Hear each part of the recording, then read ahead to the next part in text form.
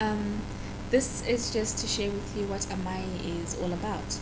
Now, Amai is the Shona word that literally translates to mother, and Shona is one of the main languages spoken in Zimbabwe, which is where I'm from.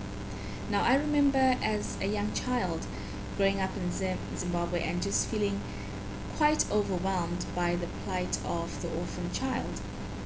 I remember just thinking that one day I would want to make a difference. I would want to help to improve the lives of orphans in my country and all around the world. However, when I went to high school, the realization came that I did not need to have a lot of money to make a difference. I did not need to be wealthy to make a difference. And so I got together with 3 other friends, and we managed to get permission from our headmistress to be able to visit the local orphanage. So what we used to do was we used to go there and pretty much just help with the cooking, help feed the babies, help bath the babies, play with the children, and just help out with whatever they needed help with. Several years later, I had my own children. I was blessed with my own children, and I remember when I had my first baby, I just remember holding him in my arms and just feeding him and loving on him and nurturing him, spending time bonding with him. And that's when the wake-up call came. I had that aha moment when I thought, there are millions of children just like my baby that are longing for a mother's touch. There are millions of children just like my baby that are longing for a mother's embrace. There are millions of children just like my baby that are going to bed hungry. There are millions of children just like my baby that are crying, and no one is hearing that cry.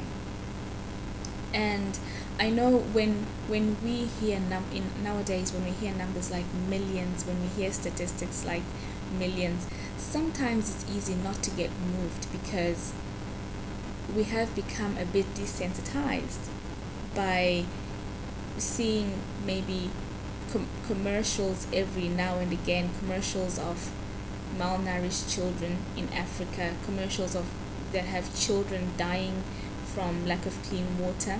And in a way, the media has over sensationalized some of these issues to the point where we're able to look at adverts or commercials without really being moved because you see it all the time. But I'm urging everyone, I'm urging moms, dads, everyone really to say, let's not turn our backs away from these children. Let us not become so deaf to their cries. Let us not become blind to their plight. But let us do whatever we can to help out. Let us do whatever we can to respond to those cries. And to the mothers out there, I say, it is our role as mothers to love and nurture the children of our time, the children that we have been entrusted with, because there is something in the maternal heart, there is something that God has, I think, strategically placed within the maternal heart that responds to the cries of children.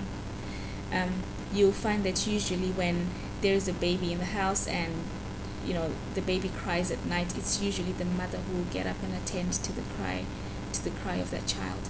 And biologically, God has given us the ability to nourish our children through the breastfeeding. So for moms that do breastfeed, or if you've ever breastfed, you will know that sometimes when your child cries, the milk just flows in, and you're given that ability to respond to the cry. So I'm urging all moms and I'm urging all dads to say, let us not get complacent. Let us not get so used to seeing children suffering. Let us not get blind and deaf to their cries and to their plight. But let us respond. Let us respond with love. Let us do whatever we can. Sometimes it might mean just giving a bit of your time and finding an orphanage where you can go and help out in whatever way you can. It does not always have to be financial. We can get together with other women, we can get together with other people in our communities and pray and just lift our voices to heaven and cover these children in prayer, because they have been entrusted to us and we need to respond to their cries. So I'm just urging you, wherever you are, get together with friends, do what you can, but don't close your ears to these cries, because the children need us.